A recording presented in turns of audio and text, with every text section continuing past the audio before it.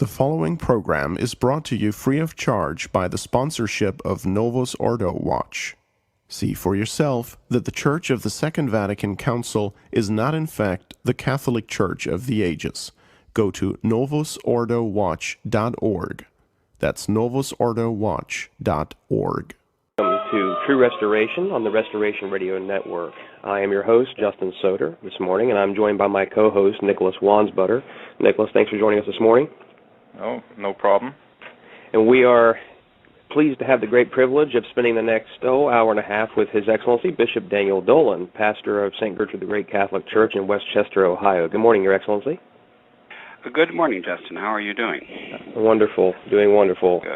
This morning, we are talking about a very popular topic amongst the traditional Catholic circles. I don't think anyone who's been in the traditional Catholic circles for any period of time does not know the name of Malachi Martin. This has been a show that we wanted to do for a while and just finally fell on the docket correctly where we could schedule some of His Excellency's time, and who better to speak about an Irishman than an Irishman. So we're privileged to have him here this morning to talk about this. The best way to start off with this topic is to... May we, however, the best way to start, as you well know, Justin, is to say a prayer. Absolutely. So if we just pause for a moment here, and the prayer that I've chosen to begin this program is one of the most ancient prayers in the Roman Missal, taken from the Mass of the Pre-Sanctified, which is the liturgy for Good Friday. Let us also pray for the faithless Jews, that our God and Lord would withdraw the veil from their hearts, that they also may acknowledge our Lord Jesus Christ. Almighty and eternal God, who drivest not away from thy mercy even the faithless Jews, hear our prayers, which we offer for the blindness of that people, that acknowledging the light of thy truth, which is Christ, they may be delivered from their darkness. The same Christ our Lord. Amen. Amen. Hail Mary, full of grace, the Lord is with thee. Blessed art thou amongst women, and blessed is the fruit of thy womb, Jesus. Holy Mary, Mother of God, pray for us sinners, now and at the hour of our death. Amen. Amen. Good. Now we can start. Okay. We're off to a nice politically correct start, which is perfect for this topic. Yes, because one of the very first things they did, that Malachi Martin and company did, was to introduce the genuflection into this prayer on Good Friday.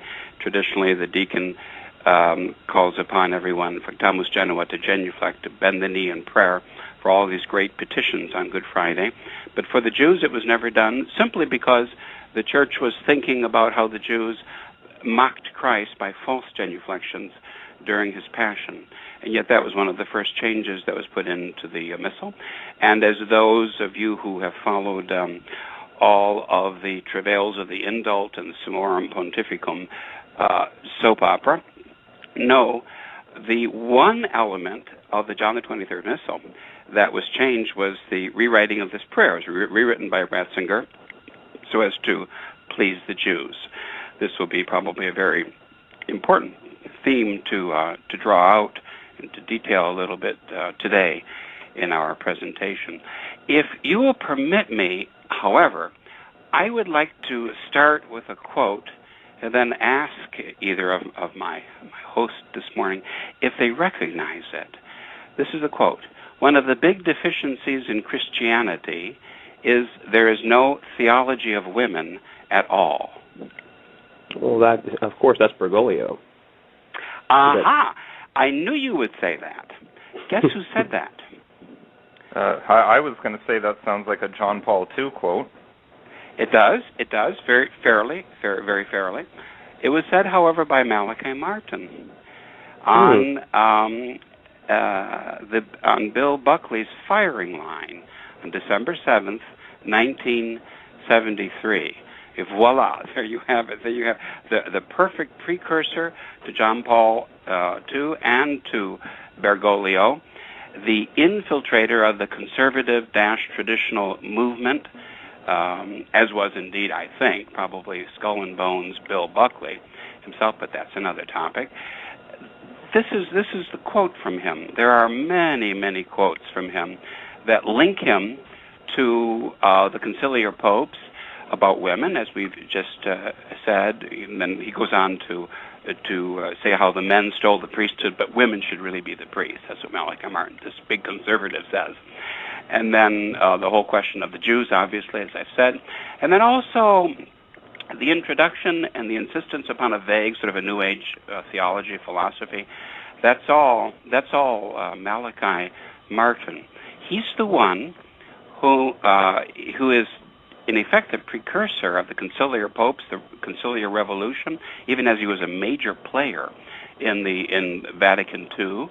And he's the one whom the Jews hailed in that you read about in that celebrated article in Look magazine by Joe Roddy, how the Jews changed Catholic thinking. The Jews hailed him as a kind of a messiah or a savior for his crucial intervention in Vatican II, so that Nostra Aetate, the decree on the Jews, would be passed with the total heretical exculpation of the Jews, saying the Jews are not guilty of the crime of deicide, of the killing of a god.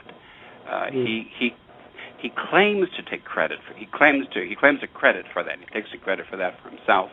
But one of the major points I think that we really need to understand about him is that there's a lot of evidence, and there's hard evidence that we can look at today, and that anyone, it's on the internet, anyone can look at it, for him as a Jewish agent, as a spy in effect.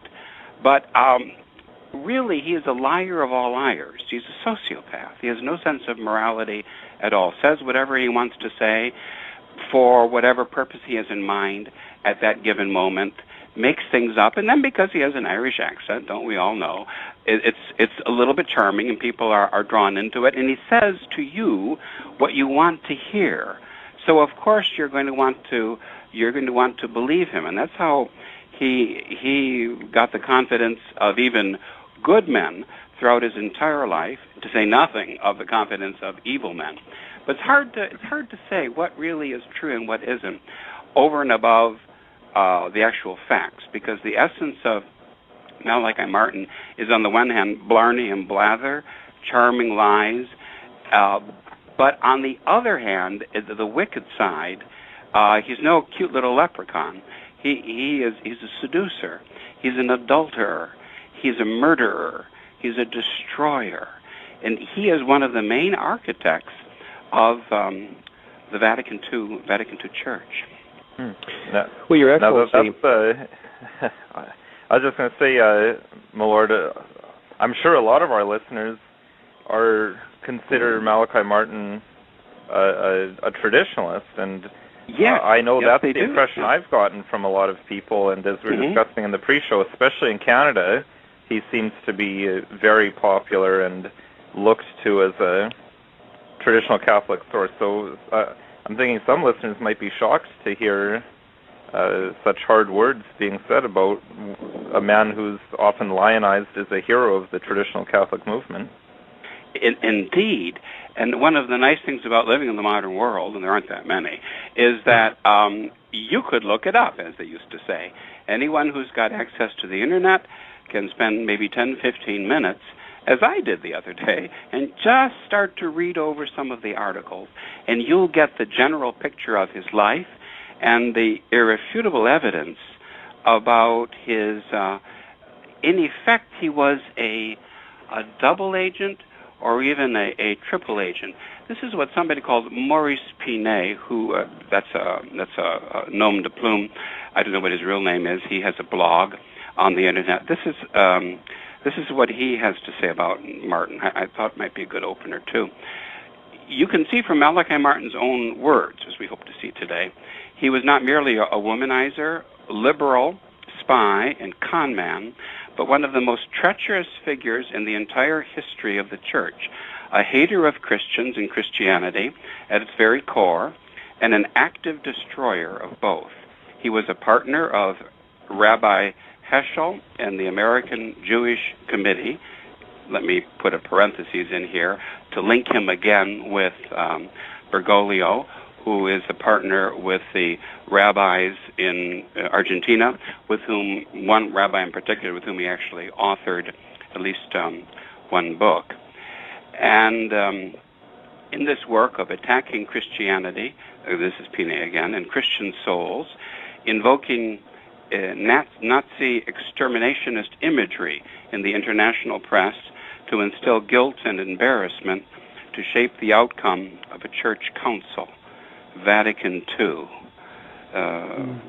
So maybe that's, Nicholas is a good point. One of the fruits that we should hope for from this presentation this morning would be to disabuse our fellow Catholics of the Malachi Martin mythology that has been given to them.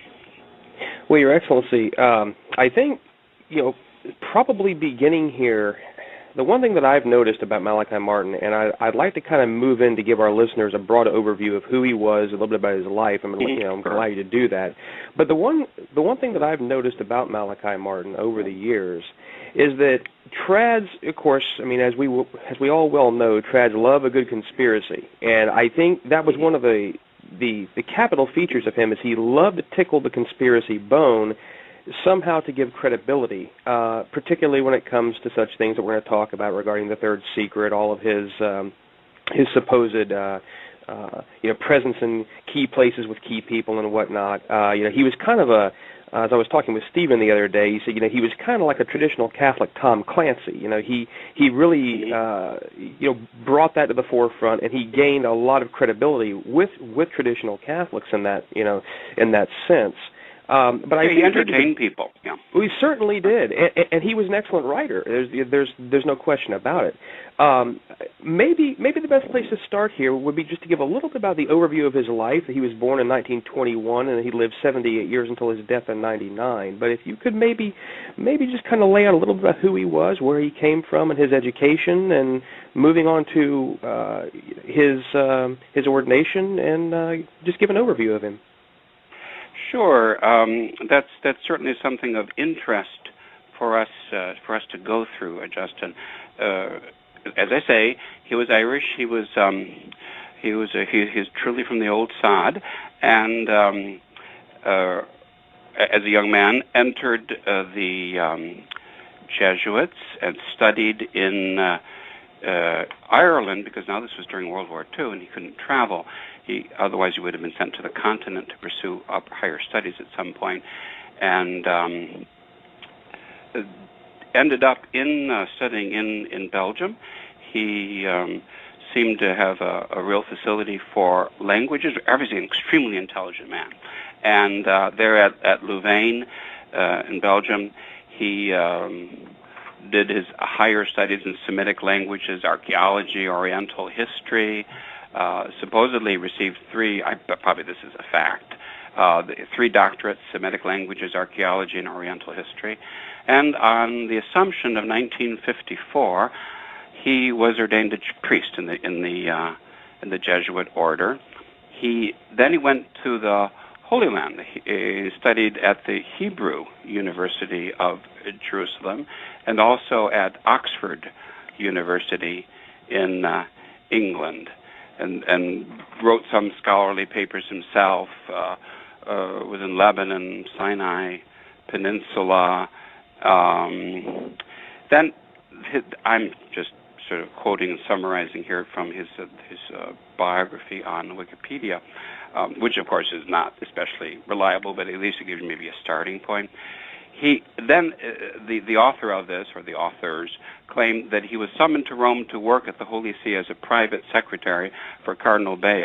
I don't know if that's true, because there are other reports that he was simply working in Rome doing translation, and that because he was a gifted linguist, he was very useful in that work.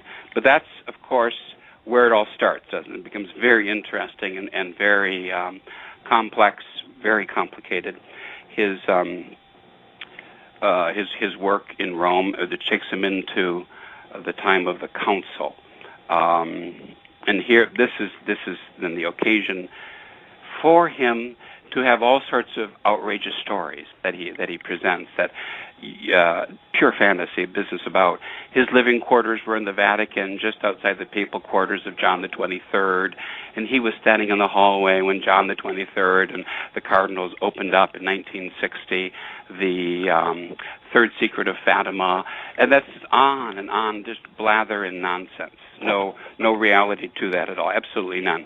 What is true is that during that era of the early 60s, he had made contact with the American Jewish Committee and was already writing and submitting articles and being paid for them, either reporting on clerical gossip, things he had heard about the goings-on in Rome, or actually trying to influence public opinion. He actually wrote a prayer that he attributed to, saying that it was written by John the 23rd, and it's a prayer very much in the spirit of Bergoglio, but all the conciliar popes, saying about the great crime that we've persecuted the Jews all of these centuries, and may God forgive us, we must never do this again, etc., etc., etc. When actually the greatest crime of all church history was being perpetrated at that time, and he was a major player in it, which was the Jewish persecution of the church almost up to her entire destruction. He, as I say, was a key player in all of this. So I say you can read, if you look it up. You can read quite a bit on the internet. One of the main articles that anyone would want to read would be by this Joe Roddy about how the Jews changed Catholic thinking. There, you were given information about a number of the pseudonyms that he employed in his work, and how he specifies this a little bit more. When he left the priesthood, he actually was laicized after he had seduced the wife of this New York Times reporter during the time of Vatican II, a certain Susan Kaiser. Well, then he left the priesthood, left the Jesuit order, and he reemerged a few years later with Jewish money, and was a fellow of the Guggenheim Institute in Manhattan, for example, and paid thousands and thousands of dollars by the Jews for his work. Then he was sent by them on, as authors will go, on speaking tours, and he visited Cincinnati at least twice. While he was here, he spoke to Ben Kaufman, who was a reporter for the local paper, the Cincinnati Enquirer. And he bragged to him about two things. I want to say, you don't know if it's true, because everything that he says is very possibly false, and all we can go is by the actual facts, but the facts are so damning, you don't really need to worry about, I don't think, anything else. But he bragged that he had Jewish blood, and that some Sephardic Jews who were exiled by Ferdinand and Isabella ended up in Ireland, or maybe in England. There are two versions of the story, of course. Bankers, of course, and that was his blood, and and he was very, very proud to have that Jewish blood. Is that true or not? I don't know, but what we do know from the facts is that he did their work and was handsomely rewarded for it, to the great detriment of Holy Mother Church and of souls. Then the other very interesting thing is the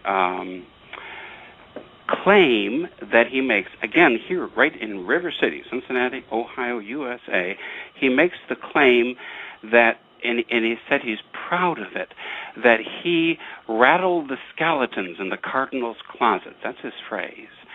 That supposedly all these high churchmen had things of which to be ashamed in their background, very possible, and he knew the scandals. And he threatened them with exposure unless they backed the philo-Jewish version of Nostra Aetate, because there was a little bit of a backlash at some point during Vatican II, and during one period of time it looked as though it would, that last summer, it looked as though it wasn't going to pass.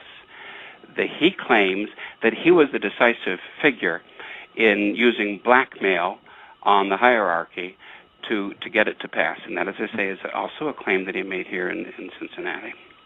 If I could just break in a little bit more, I'm wondering if we can just to put timelines on all of this. So when was the laicization? What? The laicization was in 1965. This is what the competent Vatican congregation stated in 1997. They stated, in 1965, Mr. Martin received a dispensation from all privileges and obligations deriving from his vows as a Jesuit and from priestly ordination. Okay. And then when did he reemerge? Okay. Yeah. And when did he reemerge then? He reemerged, I think, after he seduced Mrs. Kaiser. Life got very, very hot, and you don't hear anything particularly about Malachi Martin during the rest of the decade. It's only in the early 1970s that he is, and during that time he's in New York, that he reemerges, tries to make some sort of a contact with the Catholic public.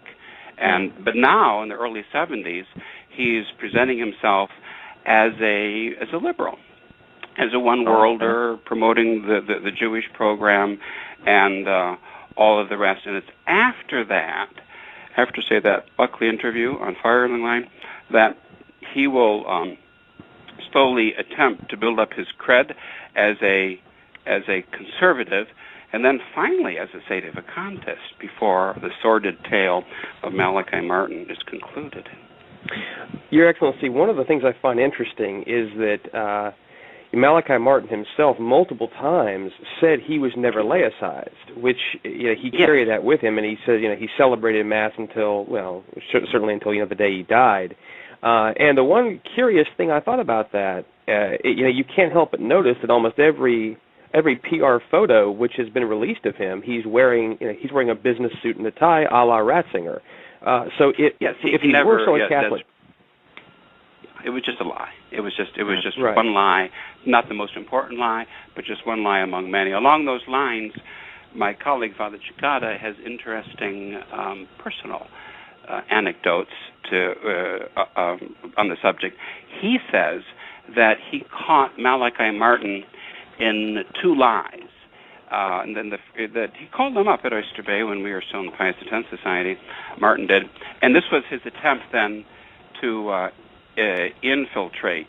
By now we're in the late 70s, maybe like around 1980 or so, and he wants to get into the traditional movement.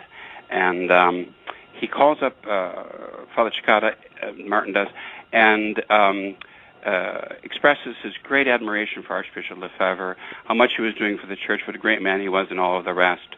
But at the same time, just several days before that great effusive praise of Lefebvre, he had given an interview in which he denounced Lefebvre as a schismatic and totally criticized him. So that would be a little bit of a sense of it. And another time, he wanted Father Cicada to come to his apartment. Of course, mind you, he's still in the Pius X Society.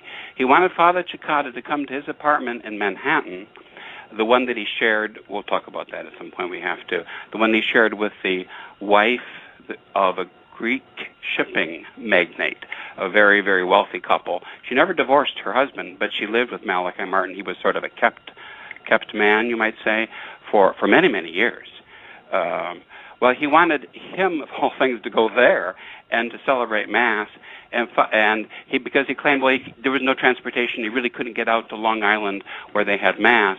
Father Cicada called his bluff by saying that we said Mass, which we did, at the Warwick Hotel, just a few blocks, actually, from Martin's apartment. Of course, he was never seen there. He just talked about his busy schedule and all of the rest of it. But that's late 70s, early 80s. That's when he is attempting to get into the traditional movement. So you see the maybe a little bit. I hope everyone is getting a little bit the idea of a timeline here. That the great damage that he did in the 60s, or at least claims to have done. Certainly, the articles that he wrote and whatever spying he could manage to do, which was handsomely rewarded by the Jews. He was paid thousands and thousands of dollars, $30,000 in our money today, $80,000, and given a high position at the Guggenheim Institute in Manhattan. That all took place. Then at the same time, he was busy seducing the wife of this poor reporter during the time of Vatican II. And this will give you an idea of really the other side of the man. Let me talk about this for a moment with your indulgence, because it's so shocking, and the cruelty and the wickedness of this man. People should know about this. They should know when they talk up, and some people doubtless will be wanting tomorrow at Mass, if they've heard this program today, to defend the memory of Malachi Martin. He was a past expert. His brother said that finally Mrs. Kaiser went to see his brother in Dublin because Malachi Martin had disappeared, which he always did after he seduced a woman and promised to marry her. Then he would disappear and he'd be incommunicado for a time. Well, to attempt to track him down, she goes to the family home in Dublin, and his brother says, this is in 62. No, it's not 62. It's a little bit later. Dear girl, the brother says, I don't know where he is. I must tell you, you are the fourth woman who has come here asking me the same question about Malachi. All of them have essentially the same story to tell, that they were in love with Malachi and thought Malachi was in love with them. 4 women, she demanded, same story. He nodded, and one rather attractive young man. The story of Malachi Martin. Mm-hmm. So, but the wickedness here is not only that he destroyed a Catholic marriage, 2 young children, but that he attempted totally to destroy this poor reporter, who is now a liberal writer, by persuading him. This was the intelligence of this man and his guile, his cleverness. He persuaded him and also their circle of Jesuit friends and intellectuals, including the celebrated Americanist John Courtney Murray, that this man Kaiser, who was an ex-Jesuit seminarian, was paranoid, and that he was making it all up, and he was in need of mental help. And he actually got Kaiser committed to a mental institution in the United States for a short amount of time. And then it all fell apart. Then the truth came out, and that he actually did. All the facts came out about the affair, and then he left Rome, left the priesthood, and left the Jesuits, and left a destroyed Catholic family, and a man who was shattered. You can imagine. Of course, you'd have some mental problems if a priest seduced your wife right away from you with 2 young children in the house. That's the other side of Malachi Martin that, shall we say, we don't hear too much about. These are facts. You can find the letters on the internet. These are historical figures. Everybody knows the name of John Courtney Murray, the Peritus of Cardinal Spellman, and the celebrated Americanist Jesuit, the great influence he had at the council. He writes about this. He apologizes to Kaiser for being taken in by Malachi Martin. Well, Father Courtney Murray, you were not the first, you certainly weren't the last by the time you wrote that letter to be taken in by this, one writer calls him not a double, but a triple agent, Malachi Martin. So that's a little bit about the malice of this man. And, well, we'll return to that, I'm sure, my Lord, but on the topic of laicization, I had a question that I wanted to ask before I forgot. In fact, it's a regular listener of our show, the priest at the chapel I attend, wanted me to ask, and I suppose the answer is implicit in what you've already said about the lie about laicization, but he was wondering about whether Malachi Martin was a bishop, because apparently he gave some indication that he'd been secretly ordained as a bishop for work behind the Iron Curtain.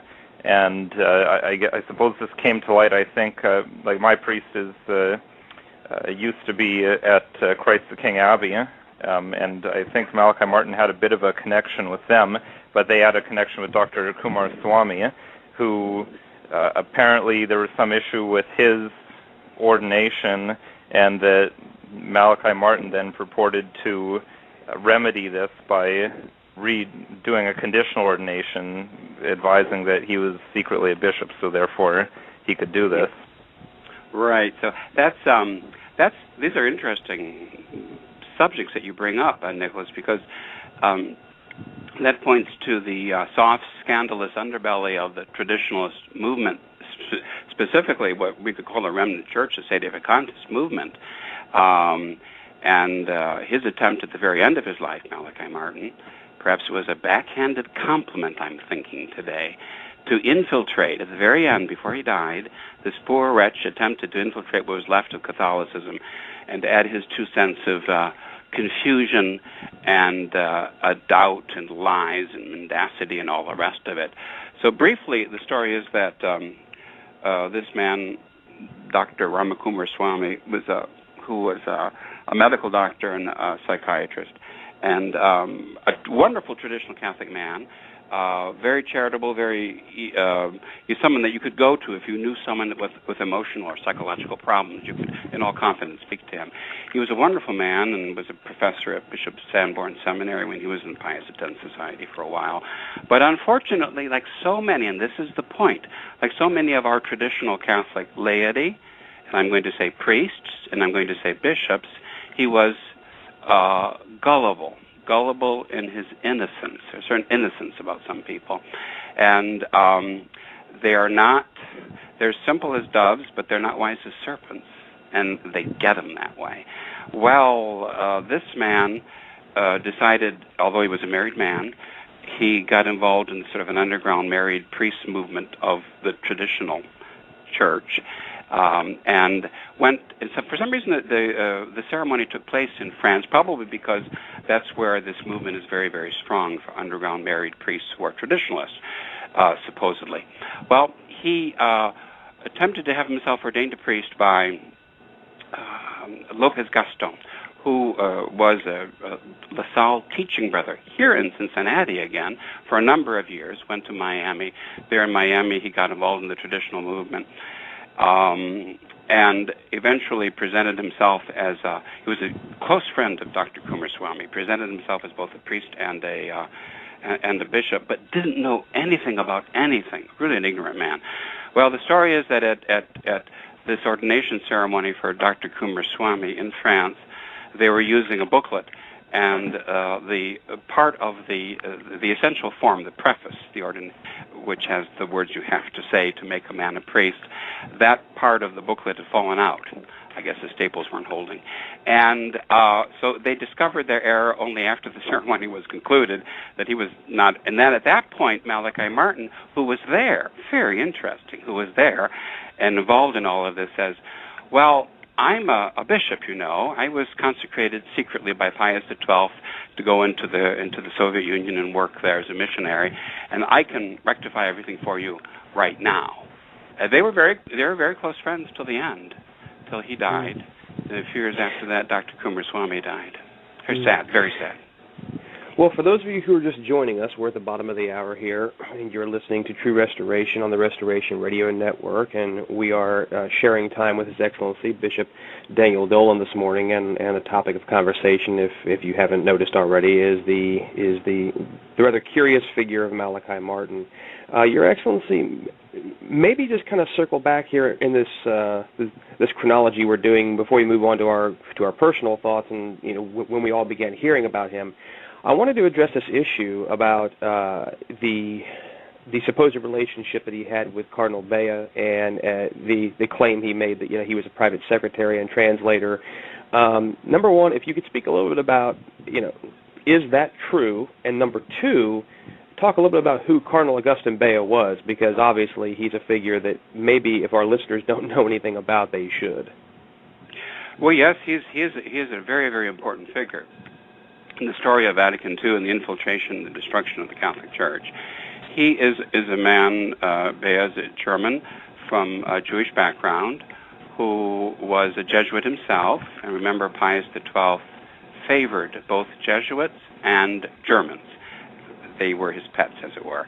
Well, he surrounded himself with them. And so Bea, for a number of years, was actually the confessor of Pius XII.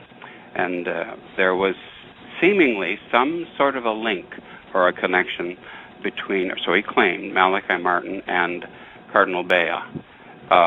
Certainly Cardinal Bea was one of the main players in the rehabilitation of the Jews, or the promotion of the heresy that the Jews did not kill God, that they're not guilty of the crime of deicide. So we have a lot of photographic evidence and a lot of historical evidence of the writings of this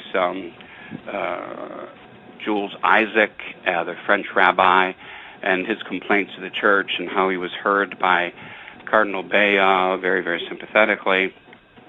And somehow that is all connected with the tale of Malachi Martin. Although, however, as I say, and I think we do have to be careful here, because just as he made a claim about being a bishop or having overheard the reaction to the opening of the Third Secret in 1960 at the Vatican, it could very well just be pure fantasy from his part.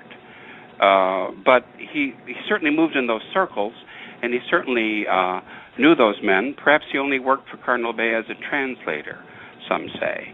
That's entirely possible. But Bea was a key player in Nostra Aetate, the exculpation of the Jews and their rehabilitation, this radical change in not only Catholic attitude and philosophy of life, you might say, but Catholic theology. He was a major player in all of that. And so, yes, there was certainly some sort of a connection there. And to use one of Father Cicada's little sayings, is that anytime I hear something like he was the Secretariat for Promoting Christian Unity, which is Cardinal Bea's congregation, that my antenna began to kind of twitch a little bit here. When you hear those words such as promoting Christian unity. Oh, sure, yes, of course. When was that? Sure it is. And so that was a congregation that was, as far as I know, and don't quote me on the dates, I believe was established in 58 or 59. Is that correct?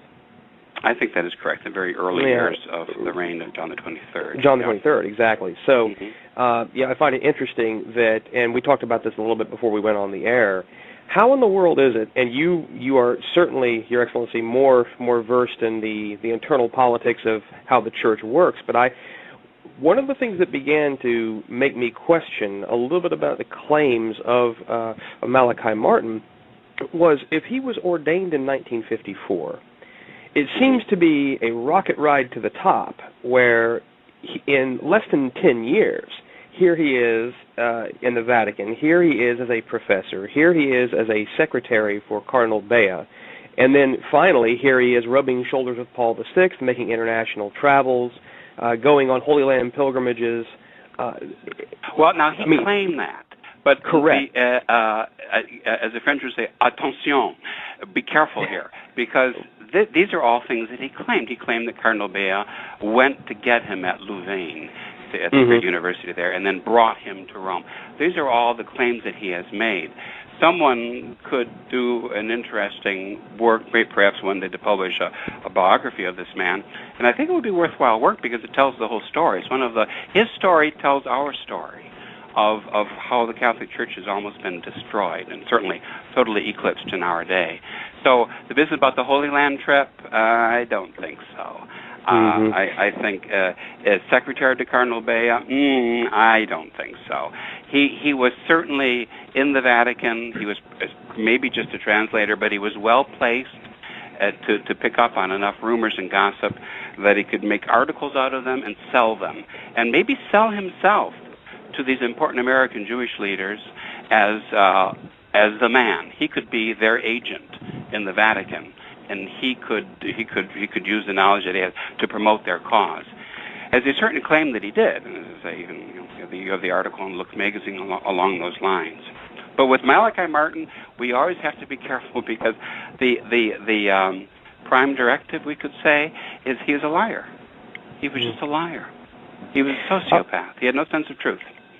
I would also direct our listeners, particularly as we're going through the chronology here and listening to His Excellency discuss some of the nastier points, if you will, of the life of Malachi Martin.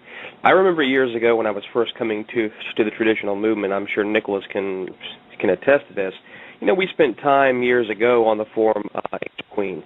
And John Grasmeyer, who was the procurator of Angel Queen, sometime, and I don't quote me on this time frame, I believe it was in the early 2000s, really began tearing open the whole subject of Malachi Martin. And for our listeners, if you Google Angel Queen, you can certainly find the Malachi Martin files to assist you in learning a little bit more about this.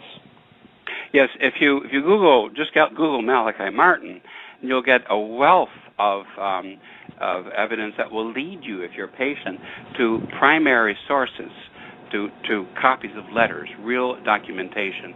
There have been one or two desultory attempts that you find on the internet too, by R&R types, to write some sort of a defense of Malachi Martin, and that's a little bit represented in the Wikipedia presentation of his life and times. But you're going to find everything right there. So what more truly needs to be said? Well, my Lord, I guess one thing that I would ask, and I'm by no means an expert on Malachi Martin, but from reading a lot of the back and forth on Angel Queen about that, and especially from the people who were upset about the expose, is they would seem to say that all that, the evil actions of Malachi Martin, the seductions, the working with the Vatican, the liberalism, that all came before a conversion that he had later in life, and that he had this conversion, and then that's why he became traditional. And from that point onward, he wasn't this deceiver anymore, and that therefore you can accept him as this traditionalist hero from a certain point onward. Yes, but that's just more wishful thinking. And if he ever spoke about having a conversion experience, please know that was one of the little machines in his bag of tricks. And every now and again he would get it out on the table and wind it up. When he spoke here in Cincinnati in '73 to Ben Kaufman, this is what he said, that he recalled once being purified. This is a quote from Malachi Martin. I was purified of my chauvinism by some kind of a blissful nothingness that overcame him at Angkor Wat in Cambodia. So he's claimed over the years to have a number of different conversion experiences. That's certainly true. But if he had a true conversion experience, I would think, and that certainly our traditional Catholic listeners would have insisted on it too, that he would then fess up, that he would say, this is what I've done. And then he would realize that he has to not only have a purpose of amendment, not to lie anymore, but also to make some kind of restitution for all the damage which he has done to Holy Mother Church. The restitution was not going around giving interviews and feeding the fames of the Fatima fantasy movement of Father Nicholas, not Father because he's not really a valid priest, but Nicholas Gruner, for example, or claiming to have conducted exorcisms, or his last books, writing these fantastic tales about satanic masses in the Vatican and children being sacrificed and so forth and so on. That was all just more fodder, more fodder. Everything was a lie. And if anyone sits down very calmly to study the thing, you would see it all coming. But if you're agreeable, I don't know, maybe now would be a good time to talk a little bit about. So they're going to say that your traditional Catholic friends who are fans of Malachi Martin, they're going to say that. What is the reason? What was the hold? What's the attraction that this man, now long dead, holds on these people? And I think it's because he knew them well enough to be able to speak to and feed their appetites. He told them exactly what they wanted to hear, and the more pleased they were, the more things he would make up. Because they didn't live in a real world of dogma, Nicholas, of doctrine, of hard fact, or even of history. They lived in this the world that has always been a great part of the traditional movement since its beginning in the 1960s. It was well represented by the first of all, by the apparitionists, all the apparitionists, and then later on by the emergence of the very strong recognize and resist crowd. And then the Fatima industry, that's another great example of this world of wishful thinking and mythology. It's all mythology. Or as I like to say, it's a myth and superstition. It's a hopeless swamp. Once you stride into it, it's quicksand, and it could eat you up. And many of these people really, I think, have been eaten up or consumed by it. I would suggest instead of this, just a calm, sort of an intellectual or academic study. The same approach which proves the Sede Vacantis position, that ours is the true unchanged Catholic faith, and that the Catholic faith cannot change. That same very calm, quiet, considered, if you will, academic, not even a question of faith. Just go by the facts. If you just go by the facts with this man, and you see all of the evidence, you would see, no, this is the truth. And so then to answer your question, what about if he had a final, shall we say, conversion experience? Then if he had one, he would have made some restitution. He would have fessed up to all of the lies and all of the wickedness that he had worked his whole wretched life, but he never did. Well, I suspect some people would try and say that his books were his fessing up and showing what was really going on in the Vatican, but do I understand your point that all this sensational conspiracy theory stuff and these things about black masses in the Vatican, that these are something that allow or cause traditional Catholics to be distracted from the real issues, which are the doctrinal ones? Exactly, because the real issue was that John Paul II was not a Catholic, and therefore he was not even a member of the Catholic Church, much less qualified to be elected as the head of the Catholic Church, the sovereign pontiff. That was the real issue, and Malachi Martin didn't want to touch that one any more than Michael Matt would have, because they have to deal in emotion, they have to deal in fantasy. They have to. There's an appetite. People's appetites need to be fed, of course, but in exchange you receive there sometimes unthinking canine loyalty in return. But don't confuse me with the facts. That's the whole story of the persecution of what's left of the Catholic Church. Well, Your Excellency, I think, speaking from a personal standpoint, when I was, over a decade ago, whenever I myself was divorcing myself from the Novus Ordo Church, I was taken in by several of his writings, and the one writing that I really kind of tore into was the book The Windswept House, and arguably one of his most popular books. And I did see positives, but also many negatives, particularly now negatives, but at the time I viewed it as an interesting explanation and kind of a wake-up call for where the church was, because even in the book, he did have many, many harsh words, but I think coming out of it now and taking sort of a hindsight 2020 look at Malachi Martin, and we talked a little bit about this before the show began, was certainly within the recognize and resist crowd, and I've heard Father Cicada, I've heard yourself, I've heard Bishop Sanborn talk about this, that all of you at one time, and maybe not yourself, had this idea, well, the Pope, he wants to do well, he's surrounded by the evil entourage, and those bricks had been laid down, so to speak, upon the traditional path. But I think Malachi Martin's, I've heard many of his interviews. I've listened to a lot of them. I mean, I've listened to his coast-to-coast interviews. I've listened to, as you said, the interviews he did with Bernard Jansen over the years, many of them. And I think if the bricks were already laid down on the path, he probably poured the mortar between the joints, if you will, to use an analogy, of this idea that, well, the Pope is held hostage, the Peter in chains. He wants to do well, but he knows what's going on, but he's helpless to do anything about it. And I think that maybe was the greatest poison poured into the recognize and resist ordeal. And I think even unbeknownst to some traditional Catholics who read his writings, they're maybe not aware of that indoctrination which is being poured down, but the power of that indoctrination of, well, he's the Pope and he wants to do well, but he just is held back against his will. Sure, because remember, while we're saying many things about this man and about his character, we are not denying for a moment that he was brilliant.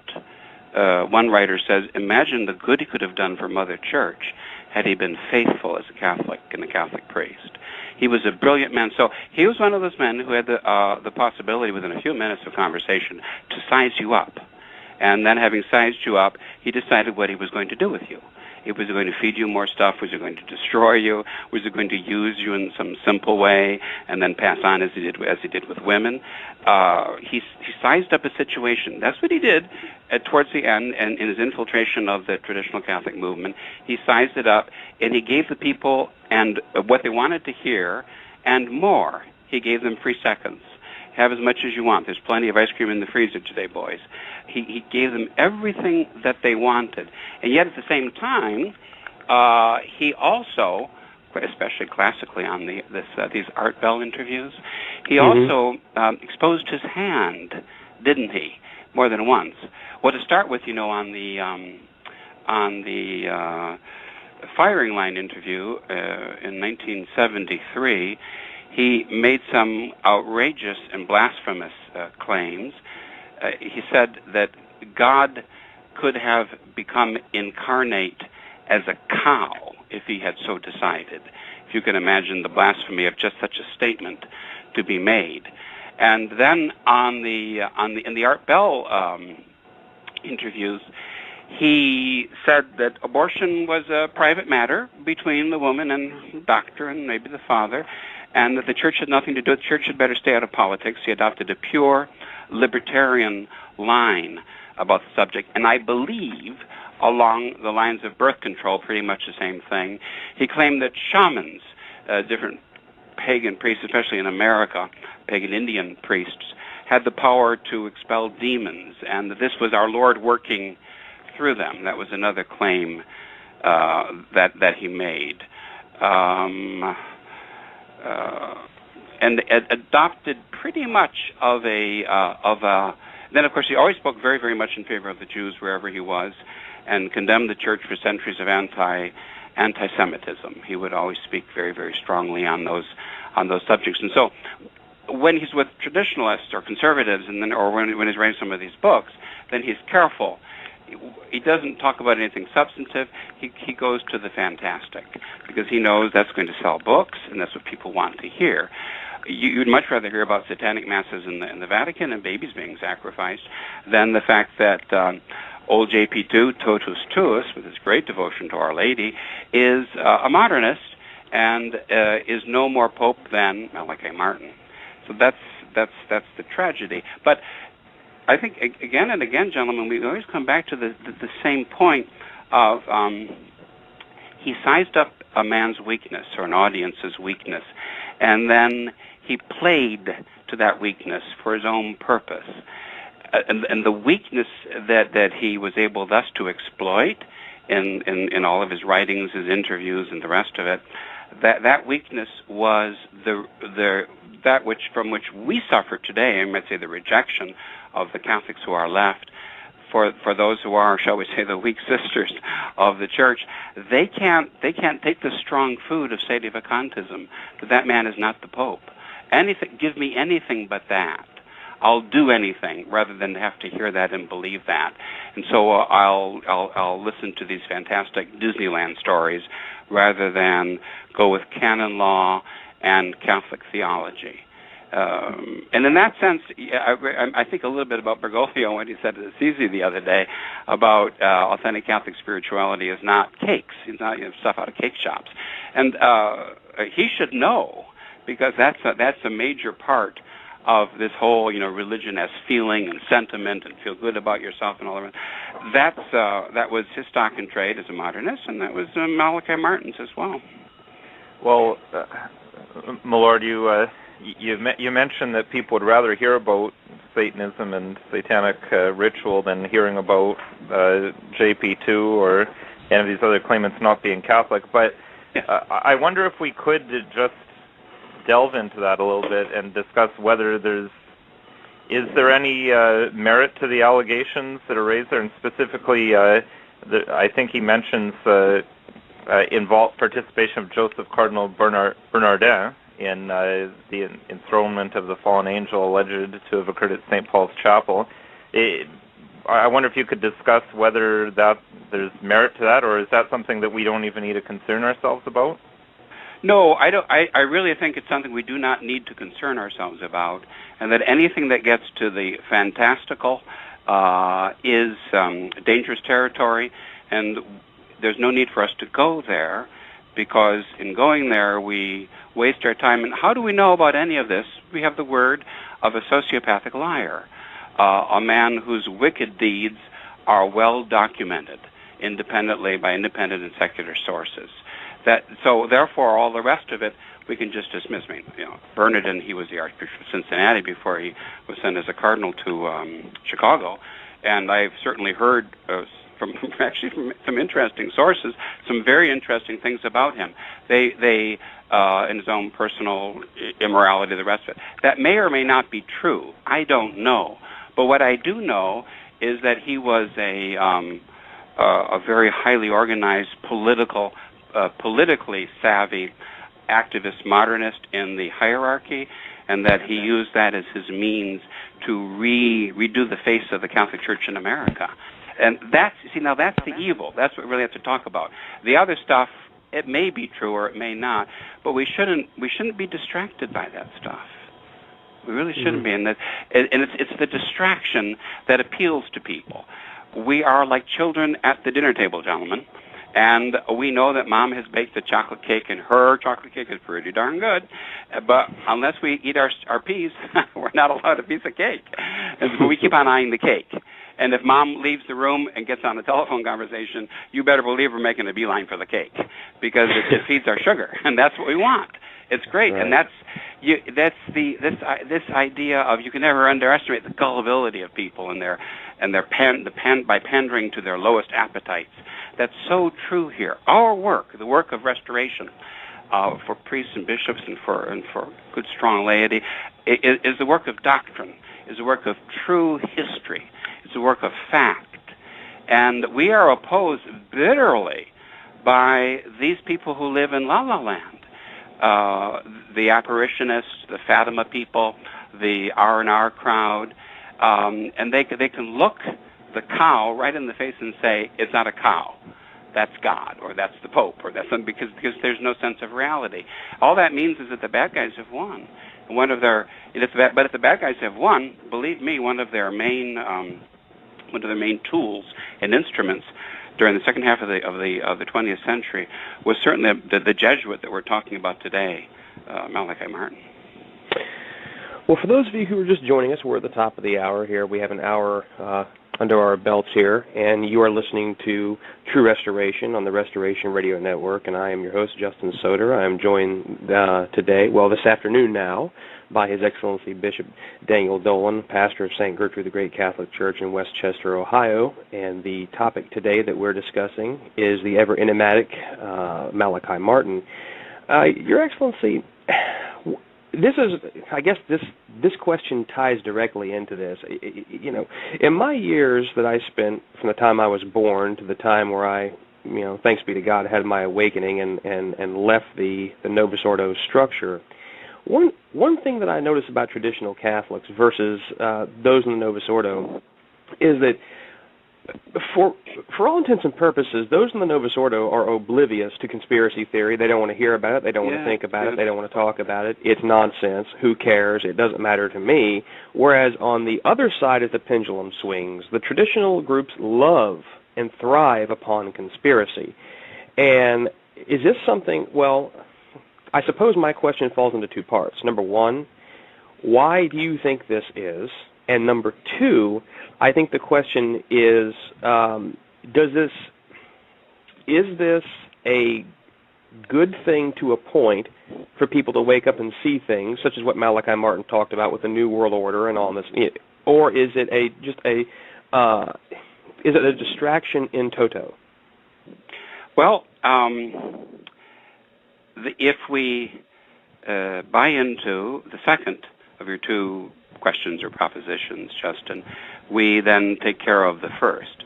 That is to say, we have evidence, we have facts, we have hard evidence that Malachi Martin was indeed a paid Jewish infiltrator, a double or a triple agent, this apostate priest was, at the crucial time of Vatican II for the destruction of Catholicism. We have proof of that.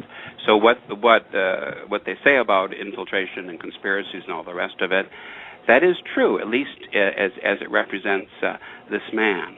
But then to go to the first point, isn't it odd then, again, I stress this point, isn't it odd that the people who are most interested and just most drawn to just these sorts of things about infiltration and conspiracies and plots and all the rest of it, that they look right past the bulging dossier on Malachi Martin, the fact it's proven by his own words and deeds and by objective evidence, time and again, that he was that conspirator, and that this is what he did.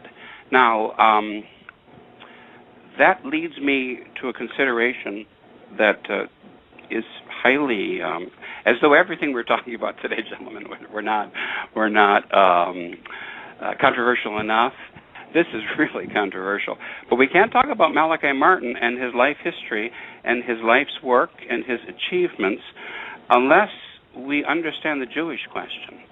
And this may be as good, with your indulgence, as good as time as any to get into it, at least a little bit. Unfortunately, as with so many things, our Catholics were never properly instructed in this subject, probably because the Jews had already controlled mass media and had already softened the church, even by the beginning of the 20th century. And they used all sorts of different means of manipulation and use of the media, particularly, in order to achieve their ends. So it's something you can't even talk about. But you can't understand Catholic history.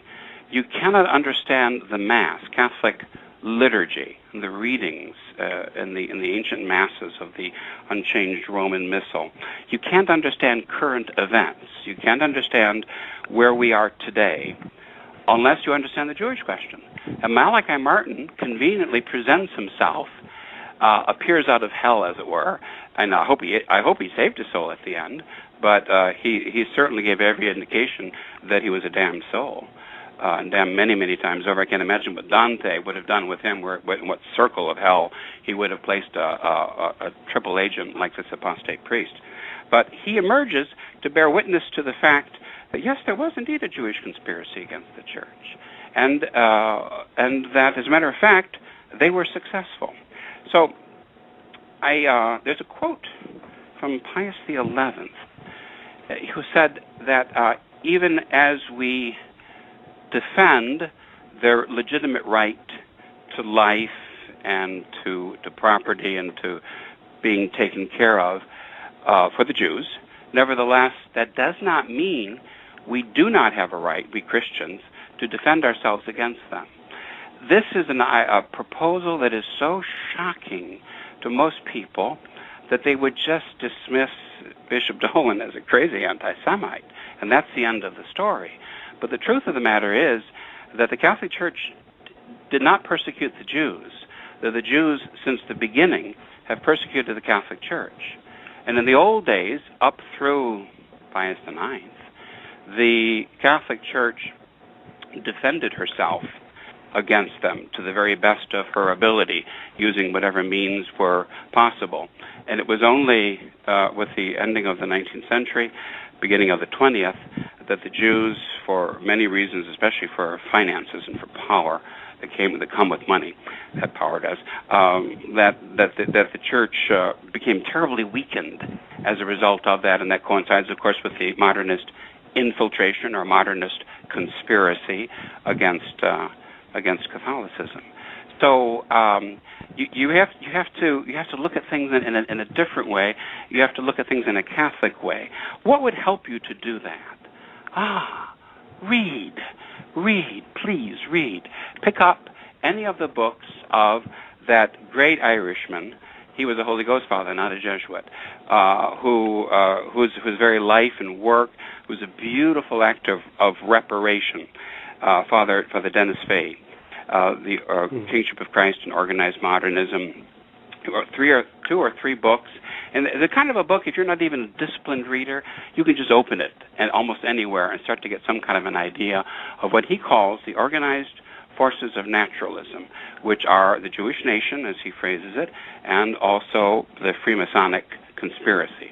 Those are the two chief power players in this attack against Catholicism, against Christianity, for many, many centuries on for the Jews, right from the very beginning.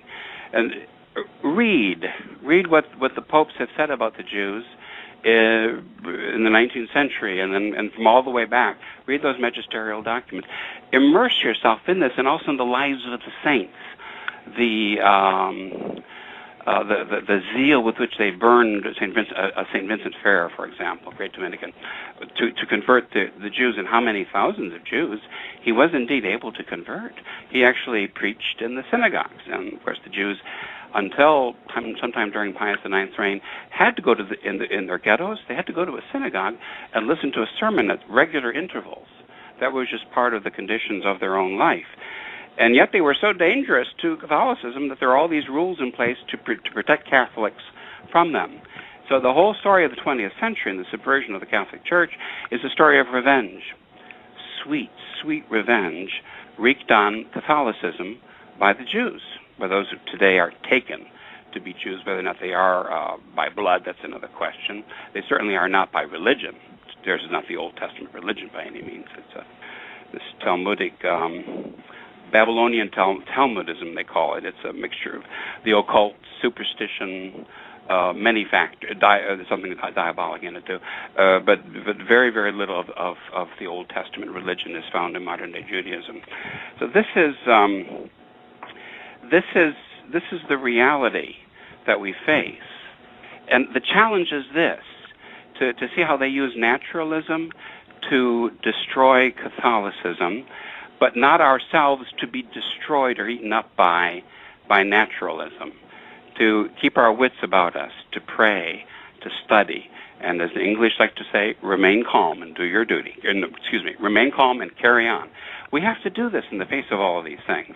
But if we do, I think that we could begin to understand the real conspiracy. You might say they left one crucial piece of evidence out, which the murder investigation who killed the Catholic Church has picked up on. And that crucial piece of evidence is the life and the work of Malachi Martin. So he's invaluable for us. He was invaluable for the Jews, for the destruction of Catholicism, and even the destruction of the traditional movement at the very end, an attempt. But he is also invaluable for us, too, because he is a smoking gun. He points to the AJC, the American Jewish Committee, and Guggenheim, and Herschel, and Jules Isaac, and all the rest of these, and Cardinal Bea, all the rest of these characters with such an influential role in the perversion of Catholicism during the False Council of Vatican II. Well, Your Excellency, we have a question here from a live listener who I just checked the email account here a second ago, and his question is, his name is Michael. He says, so let me get this right. Is His Excellency implying that Martin was Jewish himself, or was he just a useful tool to the Jews? I can't read between the lines here. Could His Excellency explain exactly what he means? Well, good question, because we said this at the very top of the program, but let's stress this again. The only indication we have of some Jewish blood for Malachi Martin is himself. He claimed that. Was he just playing up to the Jewish reporter who interviewed him in Cincinnati in 72 or 73? Or is it the truth? We don't know. I don't know. It could be just that's like the satanic masses in the Vatican. It could just be one more thing he said at the spur of the moment, a claim that he made. And I would say that need not detain us. We can just sort of move right. It's interesting. Let's note that. He claimed it. You find objective evidence of it. it'd be interesting if you could actually say, yes, he was indeed Jewish blood, he was a Marrano, he was an infiltrator, and therefore he did all of this. But all we know is that he made the claim. Okay. I suppose, so some of our listeners, Your Excellency, don't believe that we're being overly harsh and just, Bishop Dolan has been on his anti-Semitic rant for the last hour and 10 minutes here. The question is that do you find any merit whatsoever in Malachi Martin's written works? I mean, some traditional Catholics, and certainly I can speak for myself, having read some of them, was there any benefit to his writings in so far as perhaps it did wake Catholics up to, say, a conspiracy which was to overthrow Roman Catholicism going back to the time of the Council and up to now? I mean, this is not getting into any of his,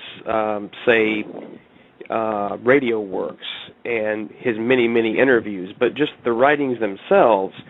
Do you see those as being any way beneficial to bringing Catholics on the stepping stones towards understanding the problems in the Church, or are they stepping stones that are built upon quicksand?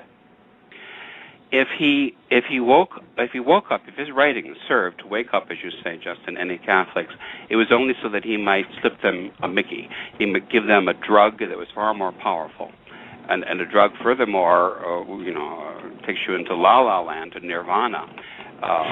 That makes you just sleep right through the best parts of real life. If that was his purpose. I give no credit at all to any of his writings. They were all lies, fabrications.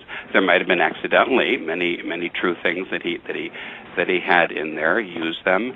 For example, the revisionist Michael Hoffman remarks that he had dinner once with Malachi Martin in New York, and he gave him some of the research that he did on the Jewish question, Jewish infiltration, the rest of it, and secret societies in America and so forth, what he calls twilight language that they use.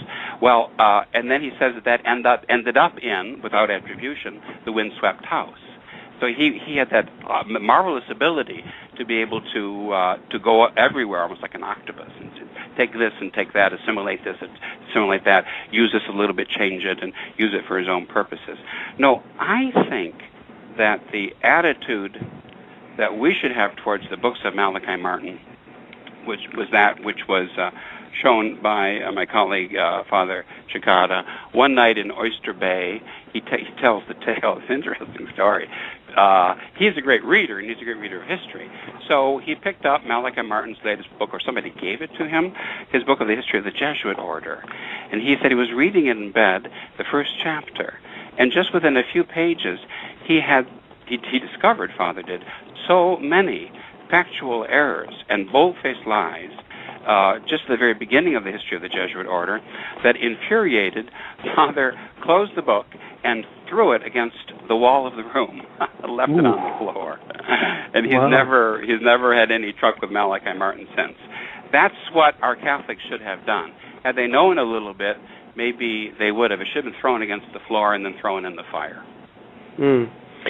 We have another question, Your Excellency, directed to you, and this is from a person. I can't tell if they're upset or if they're just asking a question here. It says, how does Bishop Dolan know Martin was lying? Others have said the Vatican is ruled by Freemasons, and of course Malachi Martin said the same thing. Perhaps I missed His Excellency's reasons for the proof as I just tuned in shortly ago. Could you please explain this? That's the trouble, and that's the challenge. I admire very much the patience of Father Cicada, because he'll talk about it sometimes. The other day he was trying to answer his email, and he did like 200-300 emails waiting to be responded to. And many of them are sincere questions, as I'm sure this is a sincere question, from somebody who has just tuned in. And I would answer, look it up, do your homework. Don't be lazy.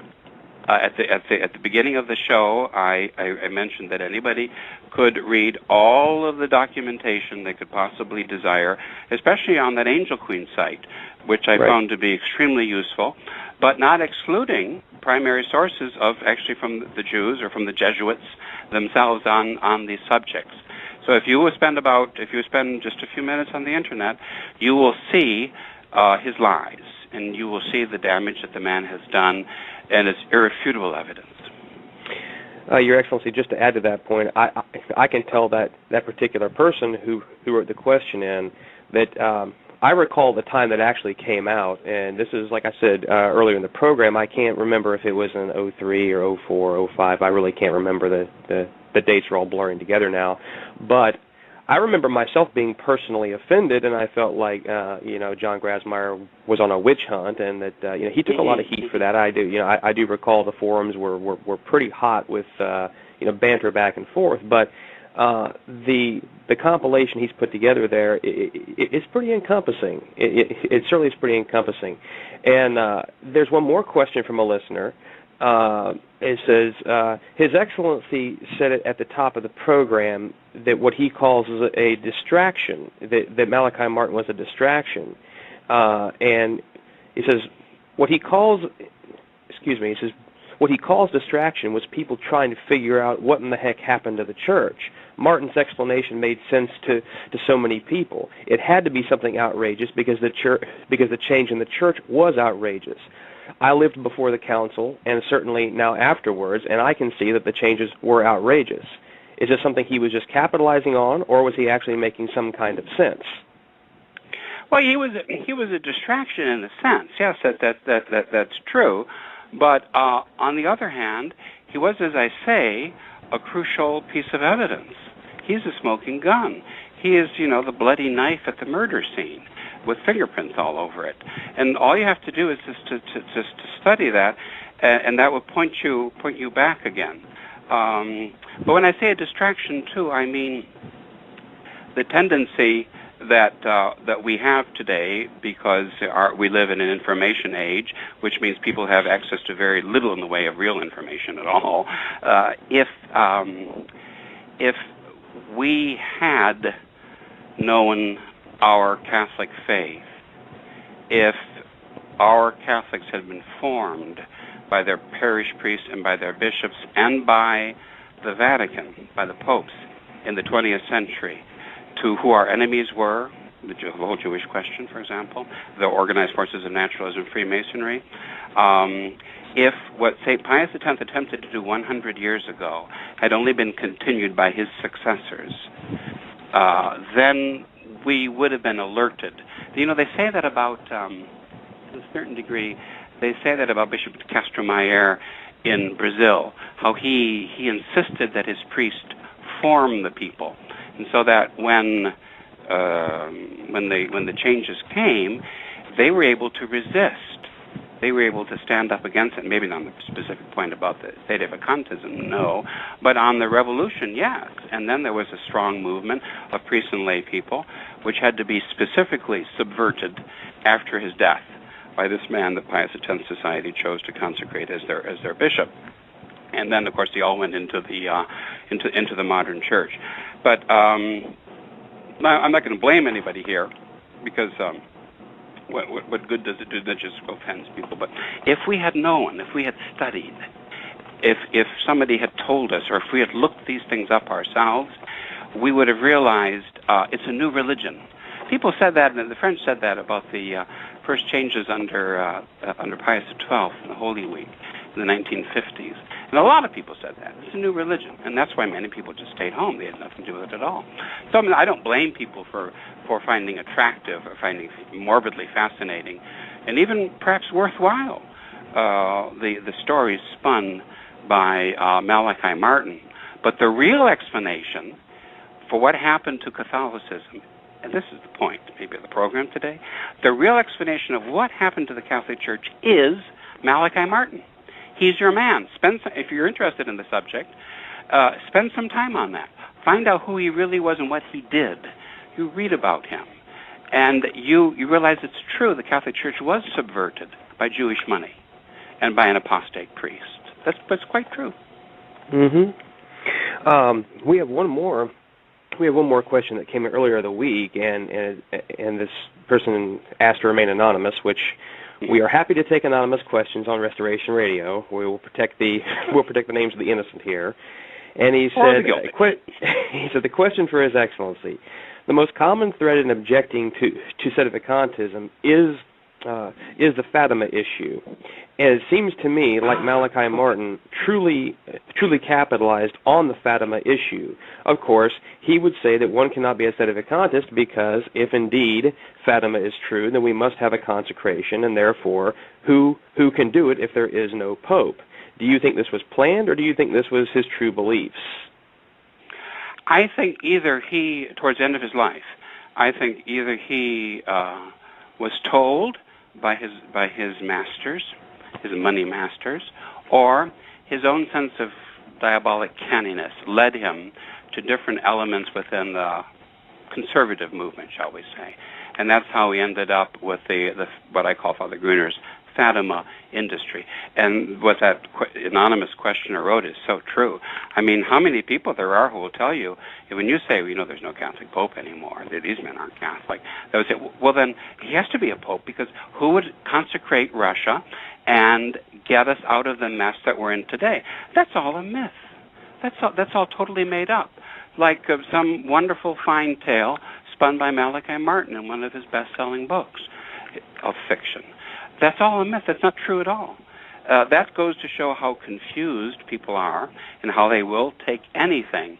It's like somebody on a diet. I should have a salad for lunch today. I really should. But if there's a ham sandwich and chips waiting for me and a piece of chocolate cake, I'm going to go for that because it tastes better.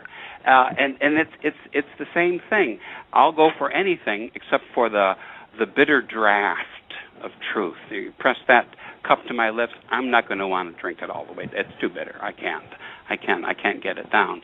So when we're talking about the Fatima movement and the whole infiltration of the church and the rest of it, we're talking about important things, mind you. But it's its own. It's taken a life of its own. And Malachi Martin was canny enough. He praised publicly and at some length Father Gruner. He just thought he was a great man and a great Catholic. Of course, they were scratching each other's backs. It was all nudge, nudge, wink, wink. Gruner has managed to spin this immense myth that is worthy of Malachi Martin and certainly worthy of his support. Very briefly, this is only my opinion. I may be totally wrong. It's simply my opinion. My reading of these things is that these demands were time-conditioned from Our Lady, Fatima, and then the post-Fatima apparitions. The popes, Benedict XV and Pius XI, those two, they were the men who were meant to consecrate Russia, to have all the bishops of the world consecrate Russia with him to the Immaculate Heart of Mary. That was God's will. And they didn't do it. And because they didn't do it, as predicted, there was this horrible worldwide war.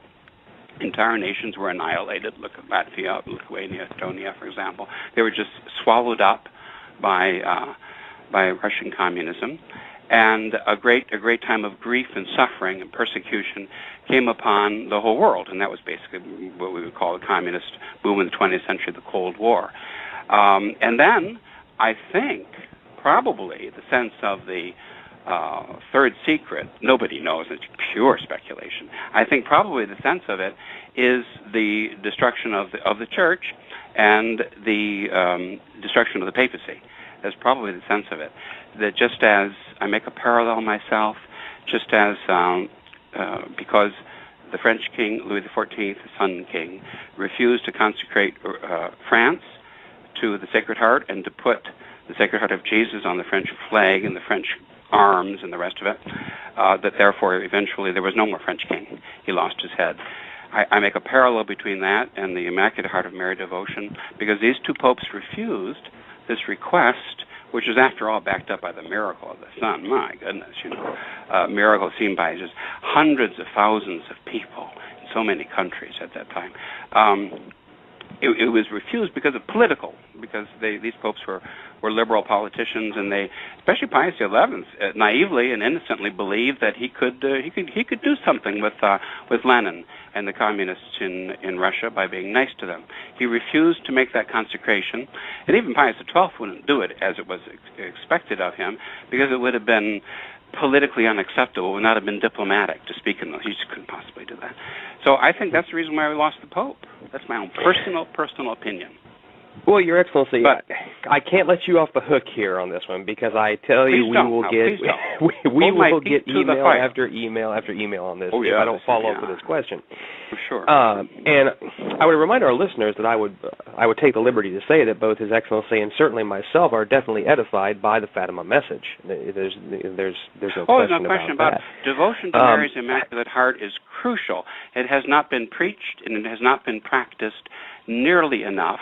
And Our Lady's Heart is promised to us when we've lost the Mass and the sacraments and the hierarchy and the whole visible church as our last refuge.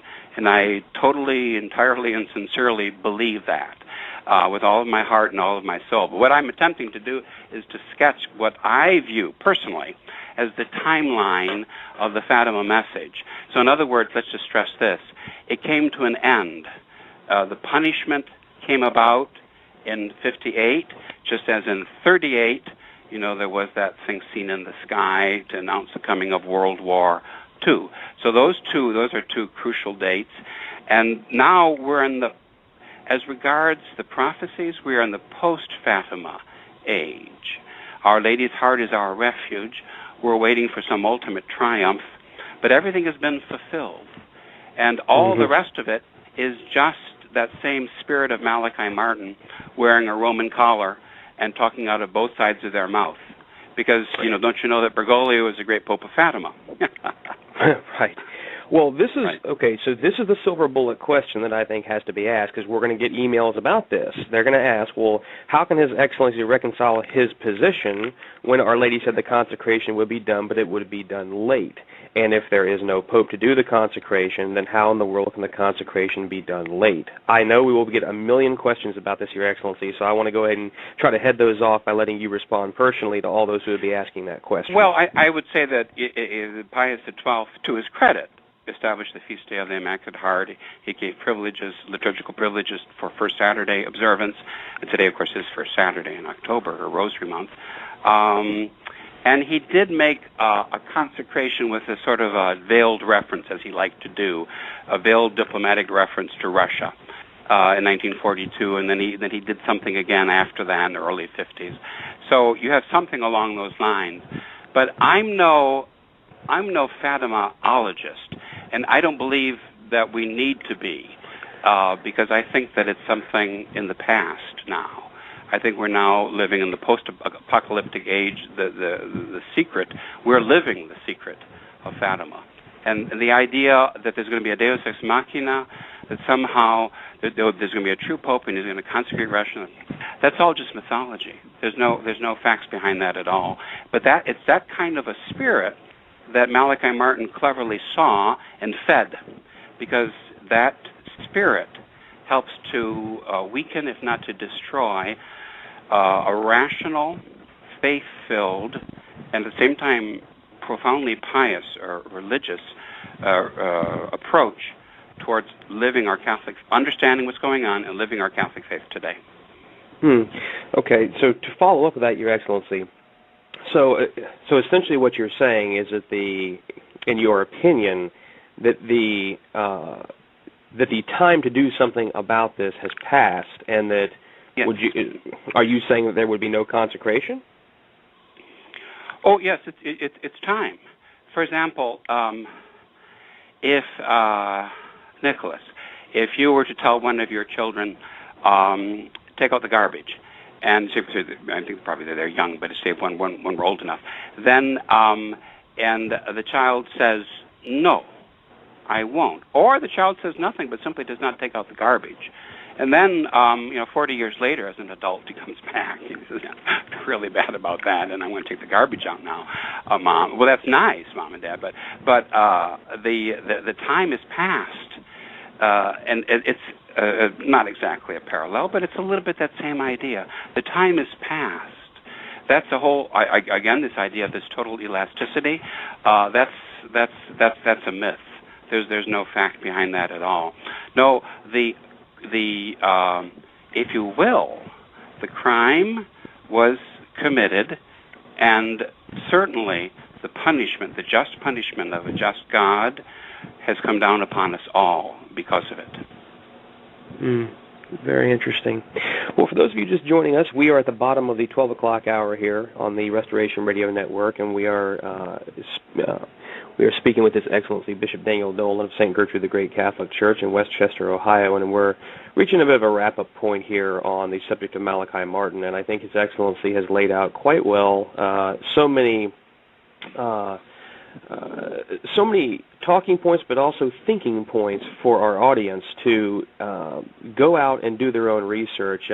I know that one of the most common things that you will hear in the interviews that we have available on True Restoration Media from both His Excellency Bishop Dolan as well as Bishop Sanborn as well as Father Cicada, particularly in some of the interviews Father Cicada has done, is that these issues are not going to be solved with these one-line responses. They're not going to be solved with these the various tracts that are put out. I mean, you're going to have to spend some time and go look it up. You're going to have to go do your research, and hopefully this will inspire Catholics a little bit more to go out and go do those things, to spend a little bit less time on the less important things, the distractions, and go out and try to be level-headed and objective about these things. Would you agree, Your Excellency?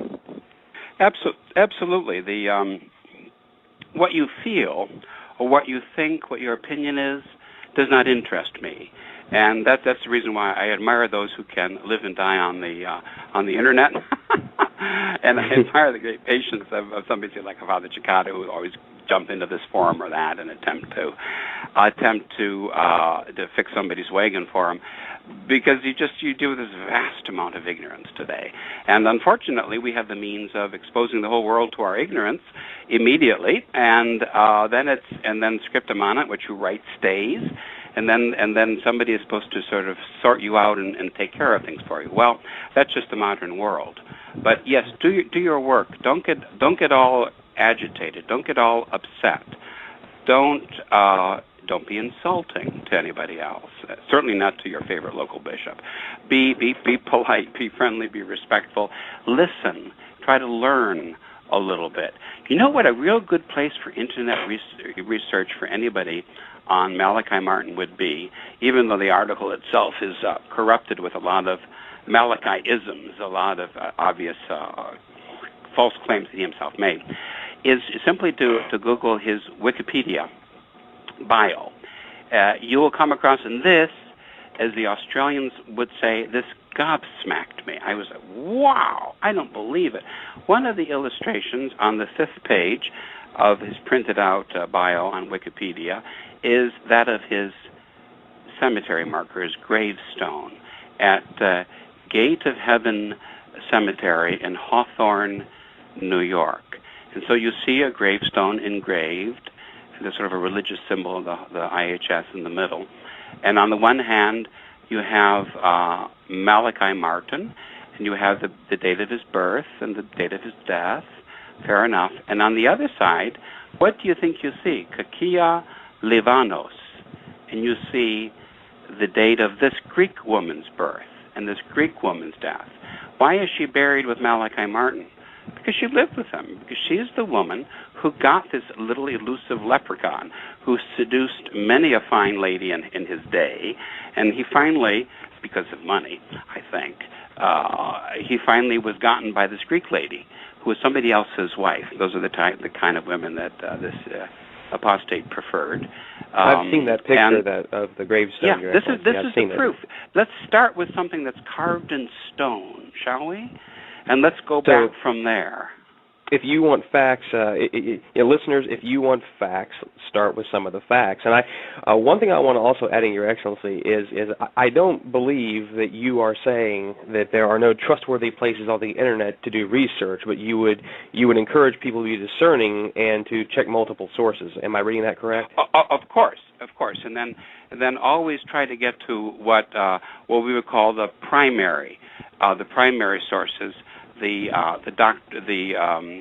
documentation written by the interested parties, not somebody's opinion about something or another. As I say, who cares about that?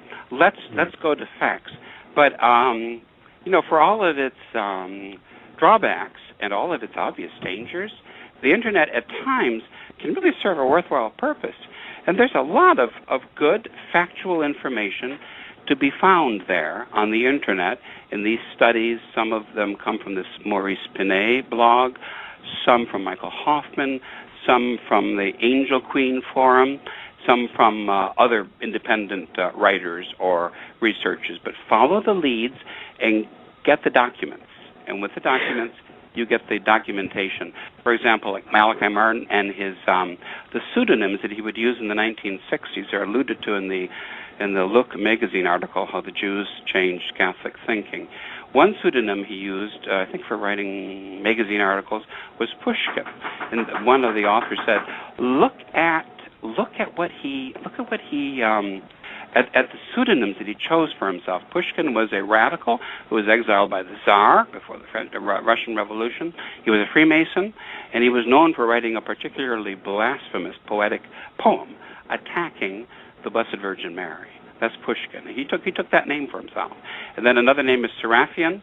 Seraphian means either in some Middle Eastern language, money changer or son of the money changer. And somebody said, oh, point, look at that. Isn't that interesting?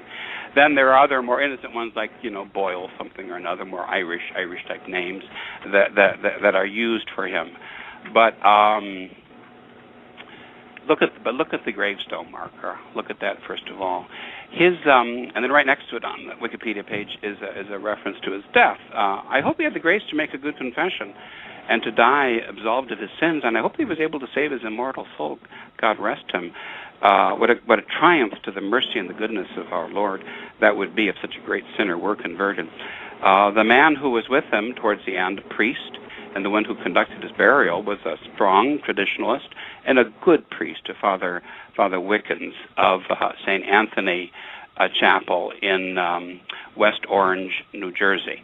And as a matter of fact, I wrote something, or else I said something to somebody that got around, one or the other, and I received a rebuking letter in return from Father Wickens because he was a great fan of Malachi Martin. He was yet another simple priest, gullible, who was taken in by him. But he's also somebody who always refused to accept the reality that the seat was vacant.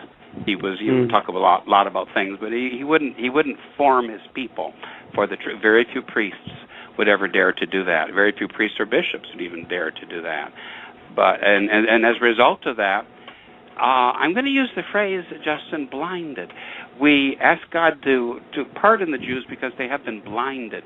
The phrase in Latin is obcecationibus populi, the blindness of this people. But sometimes Almighty God blinds us as a punishment because of the sin against the Holy Ghost, which is to resist the known truth. And I sincerely wish that our Catholics would stop resisting the known truth, especially when we see the fruit, the bitter fruit, the destruction that was wrought by the successor of Malachi Martin. Malachi Martin was the precursor, as we said at the beginning of the program, of JP2, and certainly the precursor of Bergoglio in so many ways. That is so true. And if we're in the mess that we are today, so that even people who were maybe Malachi Martin fans are now starting to open their eyes, it's because of the work of Malachi Martin, though. He is the one who had such an important contribution to make. Your Excellency, one last question here, and then we'll go ahead and wrap the show up, is in the research that people may be doing on Malachi Martin, would you encourage them to go listen to some of the things he himself has said? Because you can hear contradictions. If you go right to the horse's mouth, as we say in America, you can hear there are plenty of contradictions to hear, but would you encourage people to go listen to some of the things that he has said? No, I think stay with the writing, stay with something which is cold and black on white, as it were, and that's because they're even listening to people who are notably wicked can be an occasion of sin, or at least of a certain weakness, either for the mind or for the soul.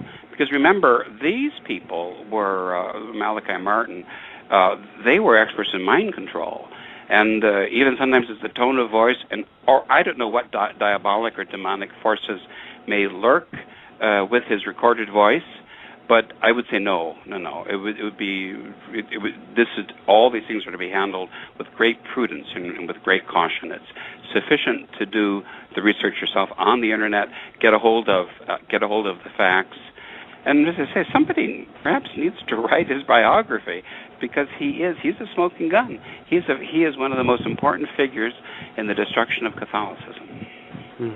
Well, I think that's a very good place to stop, and I would like to thank His Excellency here this morning for coming on, and now this afternoon for coming on and taking time out of his busy schedule to join us on the Restoration Radio Network. As I said last night on the program, we do not take the time of the clergy for granted. We know they're very busy, and it's very edifying that they would carve time out of their schedule to be on the air here. I would encourage those who are interested in learning more about Bishop Dolan and St. Gertrude the Great, you can go to their church website, sgg.org, where there are many resources. You can hear Sunday sermons.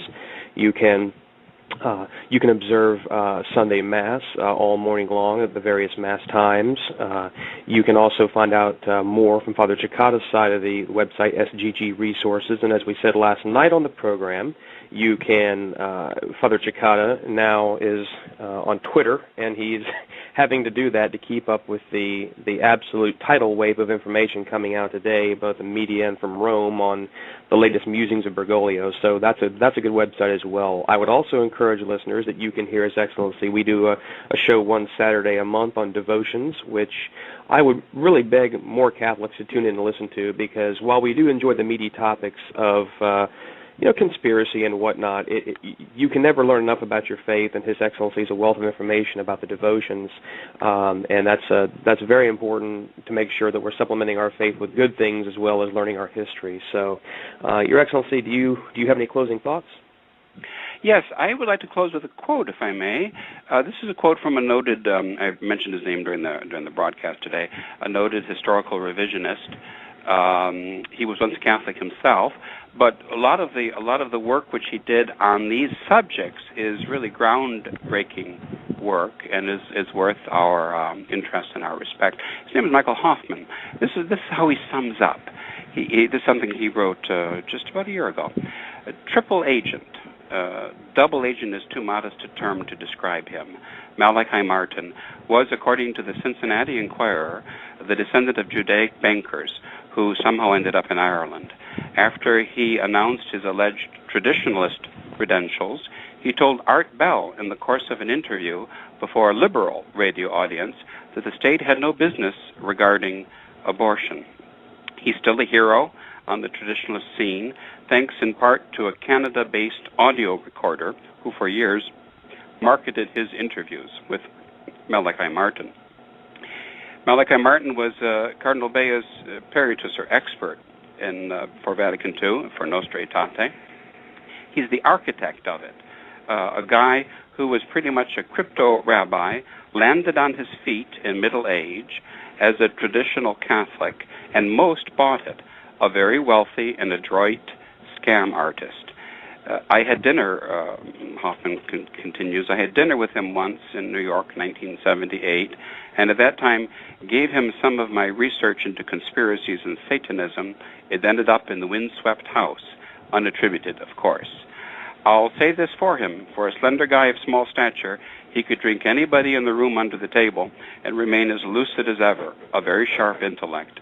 Imagine what he might have accomplished for good had he been actually a believer in the gospel of Jesus Christ and an honest man. Instead, he betrayed God and advanced the rabbinic agenda inside the 20th century church to a degree that is truly astonishing, and he never owned up to it. End of quote. That's a pretty good summary, I think, for this man, about whom obviously one could say an awful lot.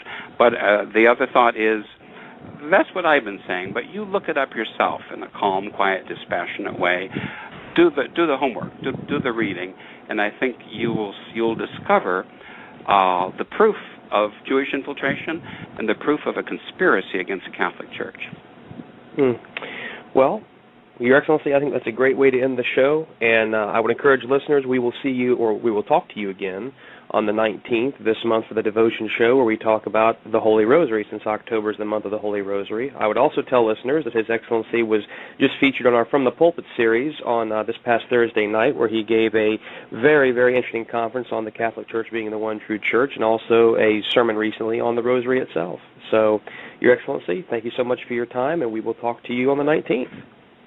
You are very welcome. It's always my pleasure, and I'm grateful for this opportunity to expand the apostolate. And the work done by Restoration Radio is indeed worthy of our support, as is our work here with the Fathers at St. Gertrude the Great, because this is the work on the ground level for the maintenance and one day, God willing, the restoration of Catholicism. So let us pray for the Church's persecutors for their conversion, and let us pray for ourselves with all humility for our perseverance in the Catholic faith. God bless you, Justin. God bless you. Thank you. Bye.